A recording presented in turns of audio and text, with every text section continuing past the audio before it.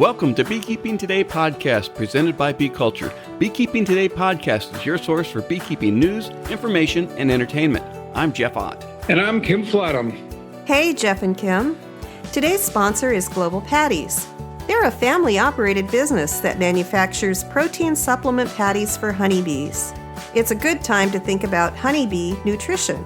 Feeding your hive's protein supplement patties will ensure that they produce strong and healthy colonies by increasing brood production and overall honey flow. Now is a great time to consider what type of patty is right for your area and your honeybees.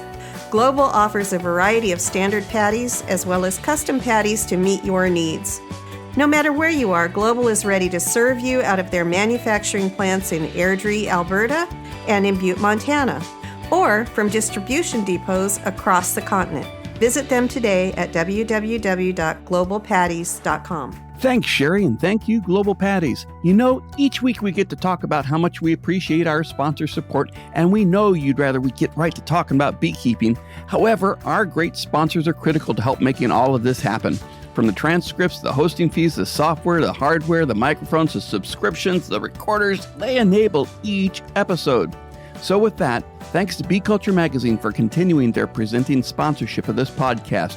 Bee Culture has been the magazine for American beekeeping since 1873. Subscribe to Bee Culture today. Hey everybody, thanks for joining us. We're really happy you're here. Before we get started, just a quick reminder to subscribe or follow Beekeeping Today podcast and give us a 5-star rating. It really does help. Also, we are now adding complete transcripts of each episode on the website after the show notes. Check them out. You can also leave questions and comments online under each show. You can leave a comment, ask a question, reply to a question, ours or listeners. Click on Leave a Comment at the top of the episode's show notes to join the discussion. Have you listened to an episode and thought, that person sounds really interesting, and I'd like to know more about them? Well, now you can. Each episode links to a guest profile. Each profile has a guest photo, bio, contact information, including Instagram and Twitter details if they have them. Check it out. And finally, share the podcast with your beekeeping friends, email them links, or mention it at your next beekeeper meeting. Hey everybody, welcome to Beekeeping Today podcast. If you're listening to this on the day of release, it's Memorial Day. It's a day in the United States we honor the veterans who've given their lives in service of the country. If you have served or a member of your family has served and or sacrificed their lives, we thank you and honor them. We have a great show ready for you today. Beekeeping is a hobby that attracts people from all backgrounds and professions. Today we kick off something of an occasional series featuring people who keep bees who you normally wouldn't consider being a beekeeper. You know what I mean, don't you? There are some people who you know are beekeepers and you think, yep, they're a beekeeper. I can see that. That doesn't surprise me. Then there are others you may meet along the way, perhaps at a party, at a PTA meeting, a place of worship, or even work, and are surprised to find out they keep bees too. And you're like, wait, what? Really? They keep bees? No way. Well, today we have as a guest on the podcast, Officer Darren Mays, retired of the New York City Police Department. Not only was he a New York City policeman, he was the official NYPD beekeeper. Think of that. Across the 5 boroughs in New York City, Darren was the officer on call to respond when swarms were reported to 911. Urban and rooftop beekeeping has grown up big time in the past few years. Have you ever wondered if those bees swarm? Well, you know they do. It's springtime. Bees do what bees do. Bees are swarming everywhere. In the country, they're hanging off lilac branches. In the city, they're hanging off parking meters. People see bees, they dial 911. Darren would get that call and would respond. It's a fun discussion we hope you enjoy. Speaking of swarming season, have you picked up any swarms yet this year? I thought I was going to get through the season without any of my colonies swarming, but no. Fortunately, they didn't get far, in fact, returned to the front of their hive, making it easy for me to sweep them into a waiting hive body. I was lucky. But over on our other podcast, Honeybee Obscura, Jim, too, had a bit of a different experience with a feisty swarm. He and Kim talk about that on their latest episode. Give it a listen over at honeybeeobscura.com. Okay, let's get going. Up next, Ed Colby visits with more from his book, A Beekeeper's Life, Tales from the Bottom Board, with an amusing story about Granny. It is one I believe many of us can relate to.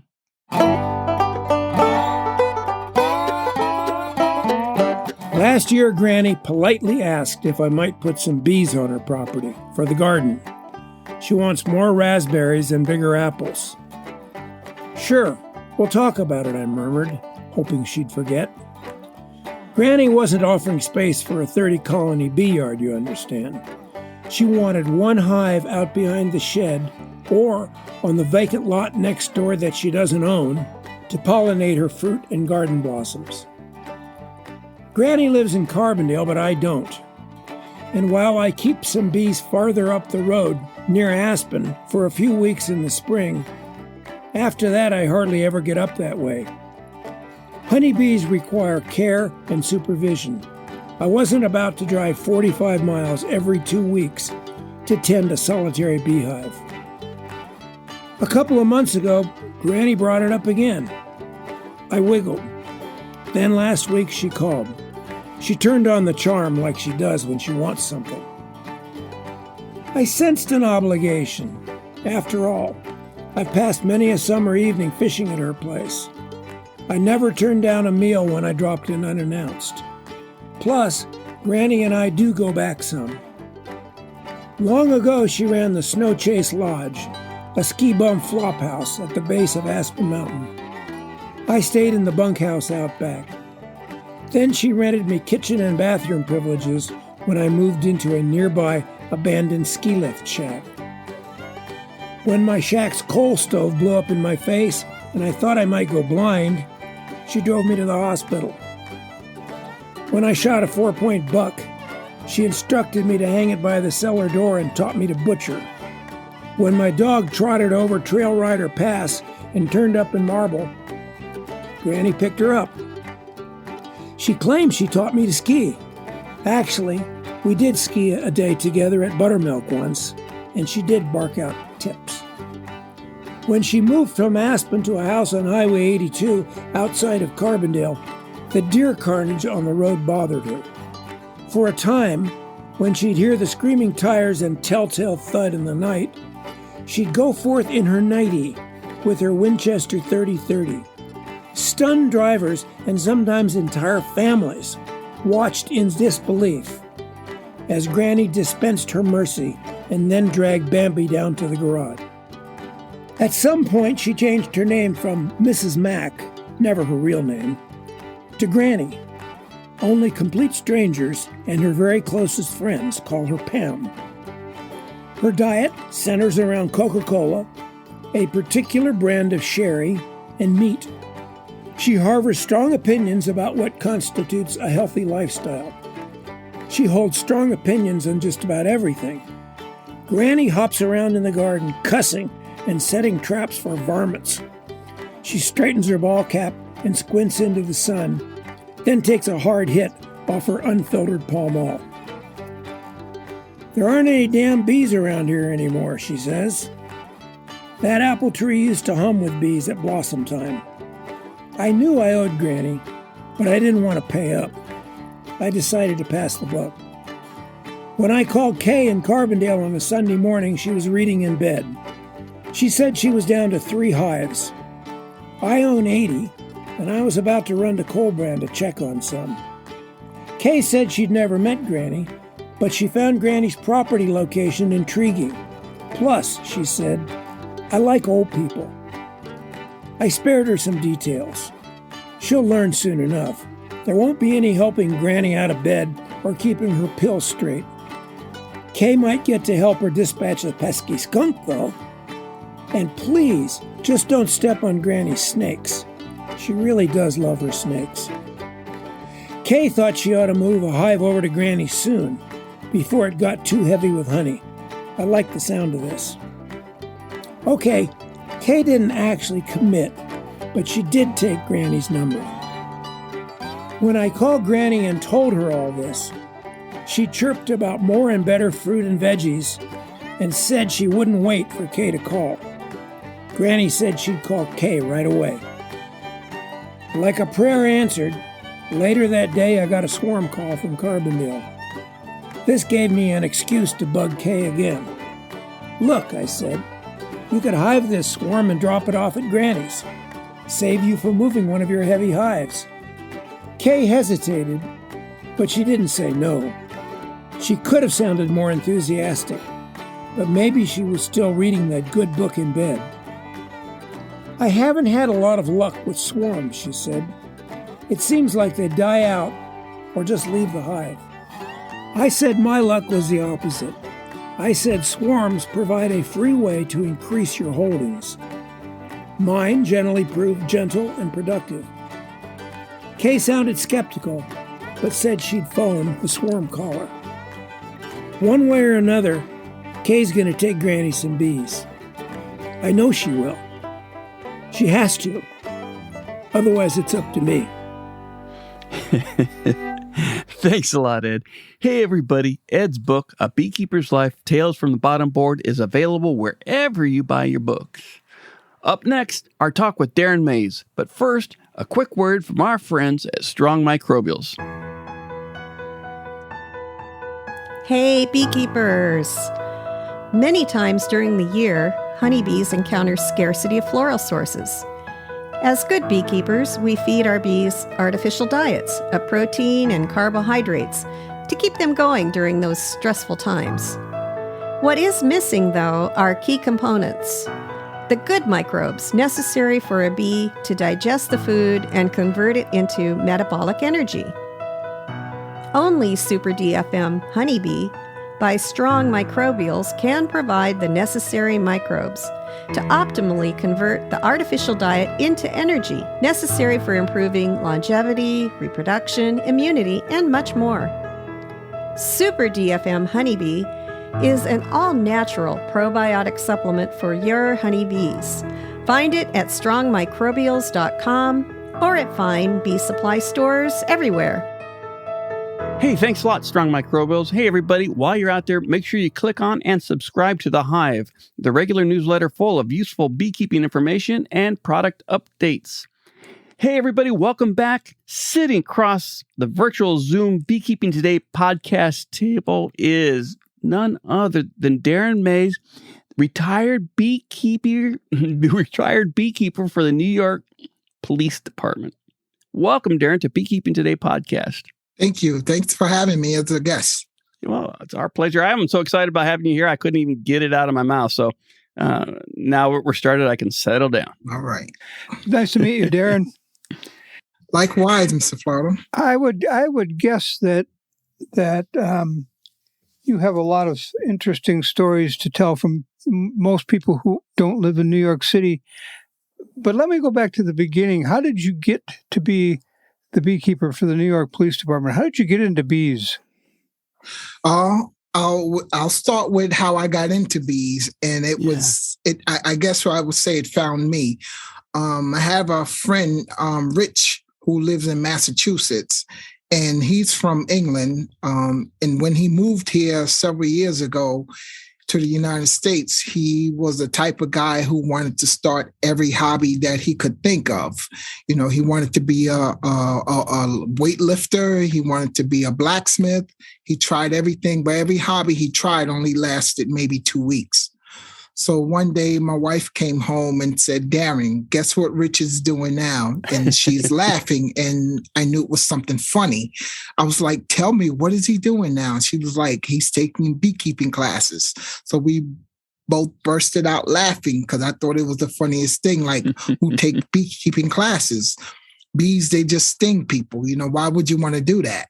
So I immediately called him. He said, yes, Darren, you heard I'm taking beekeeping classes to raise honeybees. So you're going to make fun of me, right? I say, you're right. I'm making fun of you.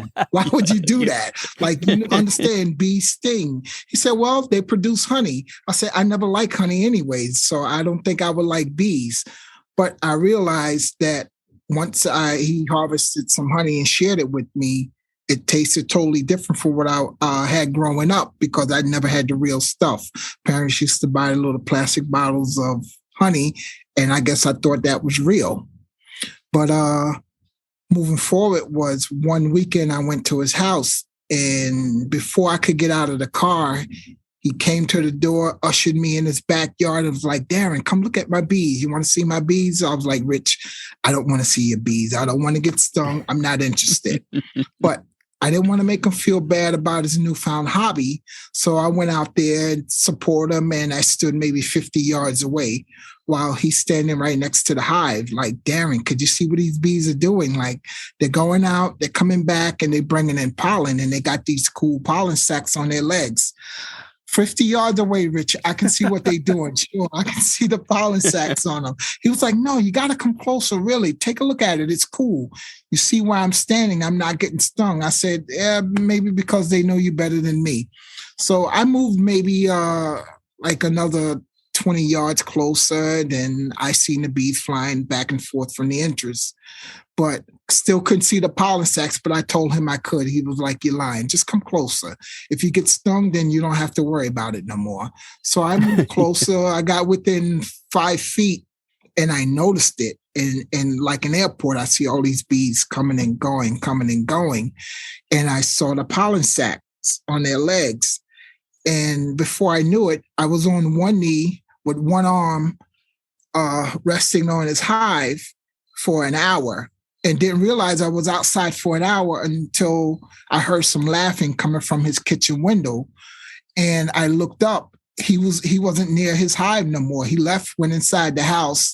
Now his wife, himself, and my wife are looking at me laughing because I was fixated on these bees. And once I was fixated and I heard them laughing, I jumped up embarrassingly, like, oh no, they caught me having a good time watching bees. So they said, oh, you kind of interested in this. You like this, right? And I nonchalantly said, no, it's not my thing. I want nothing to do with them. So he harvested honey later on, and I tasted it, and I was like, man, these bees really make this stuff. I said, okay, that's cool. But I thought nothing else of it. So my wife bought me a kit for Christmas, containing a starter kit with the hive, the suit, the veil, and everything. And I knew nothing. I knew nothing about bees or where to go. She said, I signed you up to join an association, a club where you can join. And I did a research. I found a guy who sells packages of bees in the spring. He lives 20 minutes away from us. So I got everything set up. I got you some books, and you could also watch some YouTube videos. And I joined an association. She bought it that Christmas, that January. I went to my first meeting, and I was the youngest guy there, and everyone there was happy to show me and teach me everything I knew. And that's how I got hooked on it. Wow. It's not an uncommon story for a lot of people. It's, I want nothing to do with it until you see what's going on, and then you can't stop me. Which I like hearing that story from lots of people because it's refreshing, and at the same time it's really common. And to have the immediate support from the family is that's novel, and that's fantastic. Usually the women or the wife would want nothing to do with them because their fear of getting stung and everything, but she pushed it on me, and here we are. So how long ago did that happen? This was 2008 is when that spring of 2008 when I visited his hive. And Christmas of 2008 is when she got me the gear and stuff for Christmas. And 2009 is when I joined the association and got my first bees. And the first year you had one package? You've got one. I had one package. And how much honey did your package make that year? That first year, I think I may have gotten like close to 40, 50 pounds. Yeah. That's a nice harvest, first year package. That's a nice. Yep. That was one good year. I guess so. So now you're a beekeeper, and you're also a policeman in New York City at the same time, correct? Yes. And can I ask what kind of? I'm not even sure how to ask this. What were you doing as a policeman? What was your role, your assignment? I was a regular patrolman, a policeman. Where I work, I answered domestic jobs. I answered what you call it, any 911 calls, whether it be domestic, police accidents. It could be what we call EDPs, emotionally disturbed people, where, someone didn't take their medication, they're a little off their rockers. We had to respond to jobs like that. Or if we had to sit on hospital prisoners, whatever it took, to answer 911 calls. Never a dull day, right? Oh, everything changes every day. It's the most exciting job in the world. It would be like the standard TV or movie vernacular. You were in the black and white. Yeah. Right? Yes.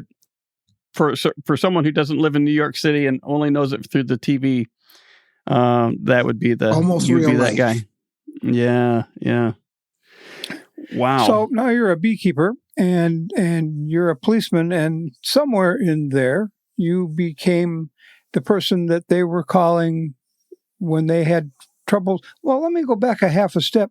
What is the legal ramifications of having bees in New York City?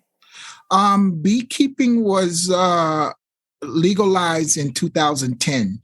Prior to 2010, it was illegal to have honeybees, but you had people keeping honeybees, and but they didn't fine them or anything, but it wasn't as much prevalent as it is now because it was legalized in 2010. So after 2010, we saw a big fluctuation of swarms happening in New York City. I can imagine a swarm in I can't imagine a swarm in New York City. That's got to be 10,000 people pointing up at the sky and petrified and waiting for you to get there. So let me go back a half a step. Did the police department come to you because they knew you were a beekeeper? No. What happened was they always had one beekeeper, always had one for the department. And he retired in 2013, and they needed a replacement for spring of 2014. And so when he retired, I was, started beekeeping in 2009 for myself. So the guys I worked with knew I was beekeeping, and one gentleman, he was getting promoted. And he overheard some of the higher ranking officers talking at a meeting that they needed a replacement beekeeper because the one that they had retired, and everyone they tried to contact through department records, what they put on their profile, what they'd done prior to policing, they were exterminators. So they didn't want those because they knew they would kill the bees. So the gentleman that I worked with, he overheard the two high-ranking officers talking. After they finished talking, he pulled one of them aside and said, I have somebody who would be a good fit for you. This guy I work with, he's a beekeeper, and I think he'll be a good fit for you. So he got that lieutenant's card, and the lieutenant told him, have Officer Mays call me ASAP at 11 o'clock the next day, which I did. And he said, you know what? You're going to be my guy. I need you. You're recruited. I was recruited that fast. If you're on duty and you're driving a car, usually what happened was I worked midnights. I worked overnight. I worked from 11 o'clock till 8 o'clock in the morning. So when there was a swarm coming over, I was home sleeping. So immediately when they called, you're on call 24/7, wherever or whatever I was doing, I had to get up or stop what I was doing, and I would respond to the city and go. But I was responding in my private vehicle because we're not allowed to take our the department cars home, and I live like an hour and a half north of the city. So I would drive my private vehicle in and respond to the location. Okay. So you had all of your gear with you all of the time? All the time. Yeah. That makes life a lot simpler, less complicated anyway. I was thinking that instead of a paddy wagon, you would have a bee wagon. I didn't. That would have been nice, but I didn't get one. The first guy, he had one. They gave him his own personal vehicle. That would have worked out well. You could load up all your gear, have it all set. Yeah, but I kept it in my car, and luckily they gave me an easy pass, which made it good, and they gave me the gas and everything like that to alleviate the costs. So you're at home some Tuesday morning, about 10 o'clock, 10:30, when someplace in New York City there's a swarm, or I'm going to guess you handled things other than swarms, correct? I did. Also, if they had those ball-faced hornet nests, that I would remove them as well. Okay. Yeah. But mostly it was swarm season was your busy season. It was my busy season for the police department. Did you ever have to deal with situations where there was a beekeeper who had bees on a roof, on a balcony or someplace, and they were causing problems to neighbors that you had to intervene in? Usually not. We were not allowed to wrangle bees or rescue bees from private property. That's the one thing they didn't allow us to get involved with. So the domestic disputes between bee owners and their neighbors, that was out of our hands. I didn't answer unless another police officer who went and they would tell them basically, if it's the bees are on their property and they're not bothering you, they're honeybees, just let them go. Let it be. No, that's really good. Yeah. I mean, that's quite the position. You wouldn't think that a big city police department would even have that, and it would have that approach to honeybees. And I'm glad to hear that. That's very cool.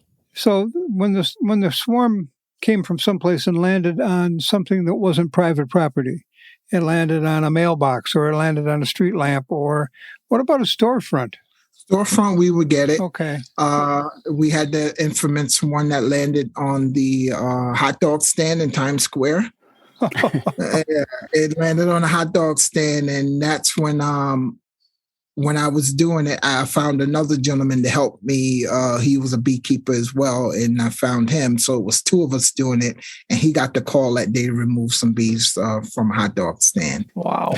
So did you ever, I'm trying to think of, what was the most exciting swarm removal event you were part of? Father's Day, I had a swarm in Times Square on a police camera in the middle of Times Square. When you say a police camera, you mean that's one that's watching the street? Yes. Okay. Yes.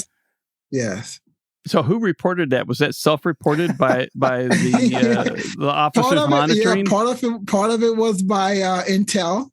The Intel office, they say, hey, we got a bunch of bees on our camera, and there was a few 911 calls made as well. That's fun. I bet you had videos of you cleaning that. I did. Did they send you videos of you up there brushing bees off the lens? You sure did. Did you have access to a vacuum? I did. I bought a Colorado bee vac a few years prior to when I knew they would need me in the off season. I bought one. Hey, I'm glad you brought up Colorado bee vac, because our sponsor Better Bee has a special right now on Colorado bee vac. So let's listen to that right now. What makes Better Bee different as a beekeeping supplier is their focus on bringing new, innovative products to the market, such as the Colorado bee vac. The Colorado bee vac is the world's leading bee vacuum, trusted to quickly and safely capture bees during cutouts or swarms and easily transfer them to a hive. The Colorado bee vac was carefully crafted and tested to relocate bees while drastically minimizing any losses. Visit betterbee.com/beevac to learn more and get yours today. Taking a step back, you're still a beekeeper, and you still got bees in back home. How many colonies are you running right now? About a dozen. A dozen. That's a good load. That keeps you busy on your off days. And how's the honey crop out there this year so far? It's what is it, about the 20th of May today, something like that? The 19th of May. It's coming along. We're getting like a nectar flow right now, but just coming in, the bees are keeping that for themselves. Wasn't not able to put a honey super on yet. Well, that makes sense. That's good. So is it an average flow, better than average? It looks better than average. Well, that always makes the rest of the season look good, one hopes. It does. And you got any other problems out there do you have any problems out there with your bees? No more than a bear occasionally. An occasional bear. That's a big problem. So do you have them fenced? I have them fenced. Yeah. I have an electric fence. Yeah. Let me go back to again some of the exciting swarms that you had. You don't do private property, so basically what you were doing was sweeping swarms off, and you had a police camera swarm. Most of these, I guess, were probably pretty routine, except you were very often probably blocking traffic someplace. Yeah, the traffic or even a sidewalk, and New York City being a heavily populated area, especially Times Square, which they call the crossroads of America. Everybody's a tourist. Well, most people there are tourists, and they're watching. So they're walking and walking and watching what's up in the sky. They keep their heads up, looking at the tall buildings, and not realizing I can be working to remove a swarm. It could be on that police camera. I've even had them in Times Square on flower pots, recycle bins, and stuff like that. And people just walk with their heads up. They'll walk through the caution tape. They just don't understand or see what's going on because they're busy looking in the sky. So you don't have caution tape all over the place, or enough caution tape, maybe I should say, to keep them out of there. So you go in and you got a swarm on a mailbox, and you've got something that you're going to either vacuum them off or brush them into. Where do the bees go after that? I bring them home. So you get to keep the bees. I get to keep the bees. That was the first thing I asked when I had to sit down with the brass. I was like, what happened with the bees? They said, oh, you get to keep the bees. That's part of your reward for saving them. Oh, that's fair. And I said, okay. Yeah. Oh, yeah. Absolutely. Fair. Wow. So what about, and I'll go back to, again, complaints about bees. And there's a story a bunch of years ago in New York City about bees visiting a candy factory and making a candy factory that made, I want to say, red candy for Christmas. And the bees were making red honey from, do you ever have that kind of where the bees are bothering some business someplace? I never had to call at a business, but last year they a swarm that I removed, they was in the recycle bin, and the recycle bin, when I opened it up, they were all in there, and it's because it was like maybe mid-July, and it's because they was after those soda cans that were in the receptacle. Food and certainly water. I would guess that water is also an issue in the city, and you would run into issues where they were at somebody's, I'm not going to say swimming pool, but somebody's water source, someplace that they didn't want them there. Yeah, they complain all the time about, oh, you got these bees there in my water. I was like, listen, they just need a drink. Actually, one of my neighbors, like 3-4 houses away from me, who has the most extravagant backyard and a big array of flowers, he complained one time because he said, oh, your honeybees are in my bird bath. And I said, okay, I said, I can't control where they're going, but as you can see, at my house, I do have a water source for them. But if they're out foraging and they're going to see water, if they want to stop to your bird bath to get a water, there's nothing I can do about it. So he wasn't happy. So, to make him happy, one of the first things they tell you, right? Give your neighbors some honey. Yeah. And that's the deal. And that worked? It worked. Yeah, good. Well, that's probably what he was just edging for. Probably didn't want to be direct, but yeah, indirectly, yes. That's right. No, I can't ask him directly for honey, but I can complain about the bees and the bird feeder. There you go. I haven't thought about that. It sounded like you had several calls to Times Square. Did you ever locate the source of where those bees were swarming from? I did. The president of New York City Beekeepers Association, he has hives on top of the Bank of America building, which is on 42nd and 6th Avenue. And where I was retrieving the bees were on like 42nd or 41st Street or 7th Avenue and Broadway. So right in the vicinity within 2 city blocks or less. Did he ever say, "Well, yeah, okay, those were probably my"? He denied it. He denied it, but it wasn't. No, it wasn't like he was at fault or anything. We all understood what bees does. So most of the bees in the city are on the roof of a building someplace. Yes, believe it or not, they're on the roof, and yes, they're on the roof. And what I was going to add was a lot of them are on these high rises, like these big buildings that are like 20, 30, 40 stories high. And they don't have a problem with wind that high? I'm sure they do. And he admitted that he doesn't get much honey from them. But I guess it's a showpiece for corporate. When they have their meetings, they can show they have bees on their rooftops and stuff. Yep. Yeah. Yep. I keep thinking about the Times Square. Did you keep a map of where you picked up swarms over time, and kind of you knew where geographically? Well, I'm never down in that area because there must not be any bees down there because I'm never down in that area. But they're all generally around in this several block area. I didn't keep a map, but most of Manhattan calls were definitely in Times Square, and but they have bees spread throughout the city. I mean, that guy, once again, the president of the Beekeepers Association, he's got them everywhere in Soho, downtown, Midtown, Upper East Side, Lower East Side, everywhere. They're spread out, and pretty much every part of Manhattan, I've recovered bees, but most of the hot spots or the majority was in Times Square. There's a rule about that, the most people and the most swarms. That's yes.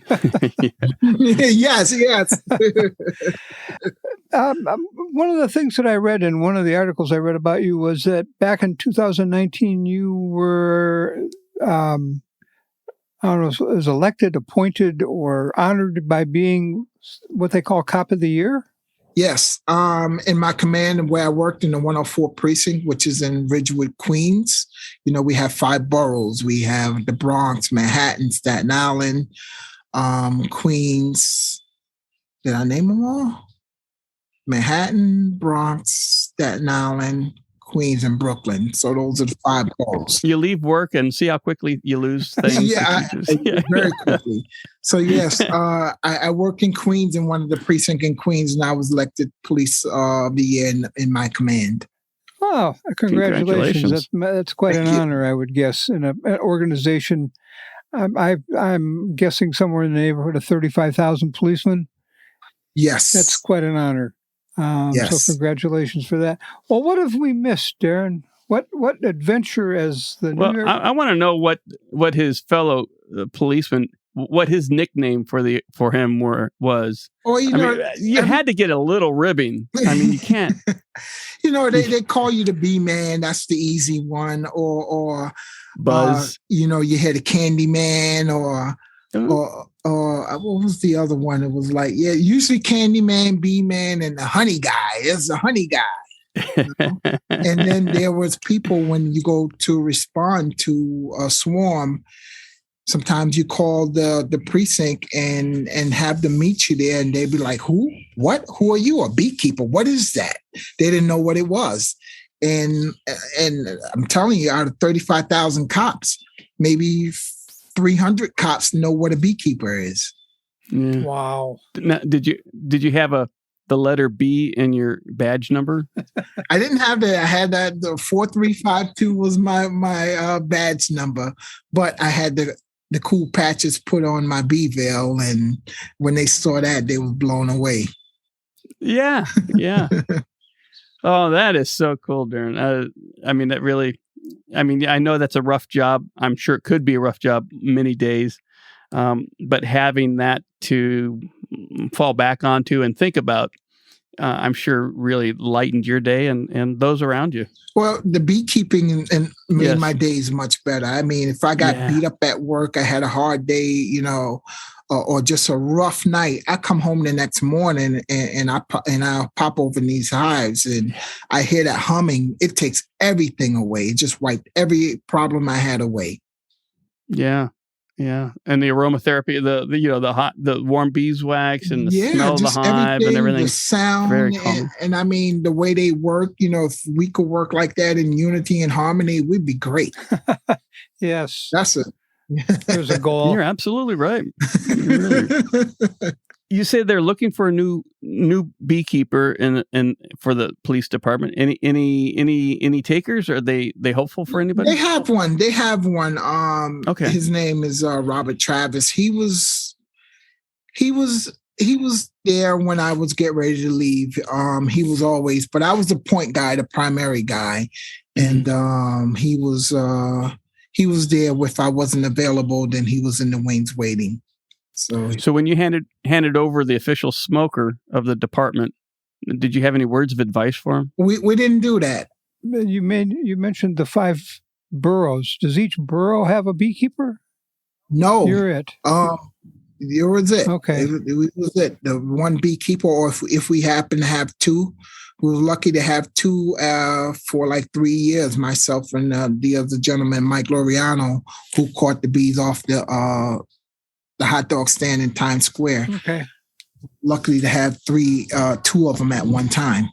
Just one beekeeper for all of New York City. Whoa. Yeah.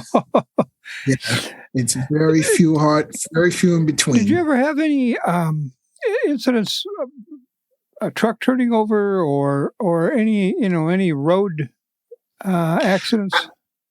Not in New York City with bees coming through there. Not even I've read about plenty of those happening, but I never was fortunate to respond to something like that. Just on Monday, I responded to a prison here, Fishkill, a correctional facility, to remove some honeybees that swarmed. Well, when you say you were fortunate not to have to deal with a truck accident, you're exactly right. You dealt with one before, I'm assuming, huh? Yes, they can get really exciting. So you're now, I'm going to say, unemployed by the police department anywhere, and you're running your own beekeeping business? Yes. And you got a name for that? Yes, Amazing Apiaries, where I use part of my last name. Very clever. There you go. Very clever. Yeah. Good. And you're selling honey retail out of your house or farm market or? Out of my house, and also markets, where we have honey festivals. There's a few around that I'm doing in farmers market. None in stores yet. Yeah. Okay. Well, you'll get there. You'll get there. What have you learned that you want to share with other beekeepers who are just now considering maybe getting into the farm markets and selling their honey? Well, I tell anybody who's a beekeeper, because you get a lot of first-year beekeepers who want to put everything in the market and sell. And the first thing they come to me, oh, can you help me get started? And I tell them, join an association, join a club, learn the craft. It's not a hobby, it's a craft. So therefore, learn from some old timers, some people who can show you the ropes and show you where to go, instead of logging in and watching YouTube videos, and all of a sudden you become a beekeeper. Learn the craft from an older beekeeper who's had time. Wise words. I like that. Find a mentor. I do. Yeah. Yes. Yep. Find a Good mentor. advice. Well, Darren, I think I asked you. I started to ask you a little bit ago. What haven't we covered that you think is important for folks to know about what you did and what you got out of all of this?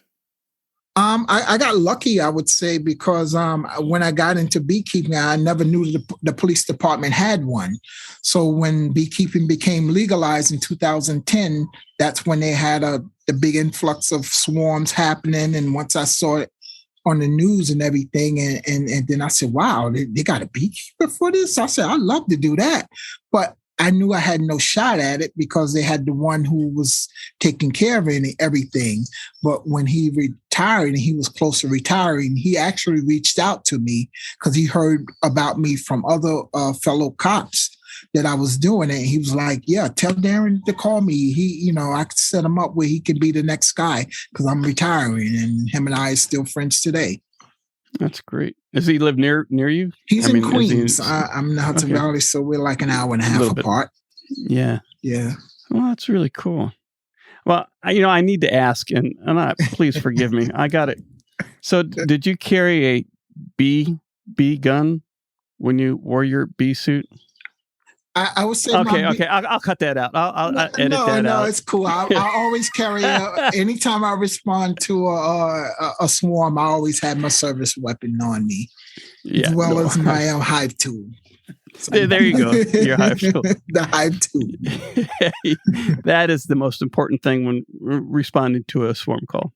Darren, it's been fantastic having you on the podcast, and it's a great meeting other beekeepers from different backgrounds and meeting you with and being the NYPD official beekeeper in Manhattan is wow. I mean, that's something that's really spectacular. It's an honor to talk to you. It's an honor for me to be on your show because, like I tell everyone, beekeeping found me. I didn't find it. And it's been a blessing. And that's what made my transition to leave or retire from the police department after 20 years much easier. The bees made my transition easier, and I'm happy they found me. I think we can leave it at that. We can. You can't add to that. That's as good as it gets. No. Well, thanks, Darren. Thank you, and I'm glad you guys invited me onto the show, and it's been a pleasure to talk with you guys. Yes, it has, Darren. Thank you for visiting with us, and good luck with amazing apiaries. Yes, appreciate it, Ken. Thanks a lot. Bye-bye. Take care, gentlemen.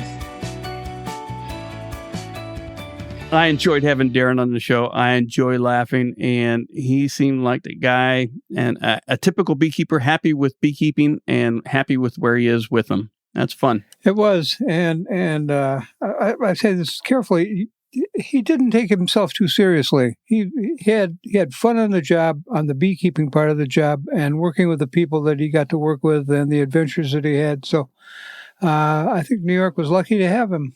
I absolutely agree. I just can't imagine responding. I've been in downtown Manhattan on a hot day, and I just can't imagine responding to a swarm call on an afternoon full of people and the noise and the commotion and dealing with a swarm call. Yep. I mean, that takes a special person, and you'd have to have a positive attitude like Darren did. So kudos to him. Yep. And, NYPD lost a good guy there. I think they did, but it's good to see that he took that and took it home, and now he's running bees and making money and having a good time. Yes, he is. Well, I enjoyed talking to him, and it kind of follows in what we're trying to do this year, and as this season closes out, and we're looking forward to season 5. Yahoo! We're looking to talk to beekeepers with different backgrounds. So, in a couple of weeks, we'll be talking to a professional cyclist who also keeps bees, a professional bicycle racer who keeps bees, and so we have so we're searching high and low for those unusual, regular, pay the bill job people who also keep bees. So stay tuned, folks. Well, that about wraps it up for this episode. Before we go, I want to encourage our listeners to rate us 5 stars on Apple Podcasts or wherever you download and stream the show. Your vote helps other beekeepers find us quicker. Even better, write a review and let other beekeepers looking for a new podcast know what you like. You can get there directly from our website by clicking on reviews along the top of any web page. As always, we thank Bee Culture, the magazine for American beekeeping, for their continued support of Beekeeping Today podcast. We want to thank our regular episode sponsor, Global Patties. Check them out at globalpatties.com. Thanks to Strong Microbials for their support of this podcast. Check out their probiotic line at strongmicrobials.com. We want to thank Better Bee for their longtime support. Check out all their great beekeeping supplies at betterbee.com. Thanks to Northern Bee Books for their support of Bee Books Old New with Kim Flodham. Check out all of their books at northernbeebooks.co.uk. And finally, and most importantly, we want to thank you, the Beekeeping Today podcast listener, for joining us on the show. Feel free to leave us comments and questions at Leave a Comment section under each episode on the website. We'd love to hear from you. Thanks a lot, everybody.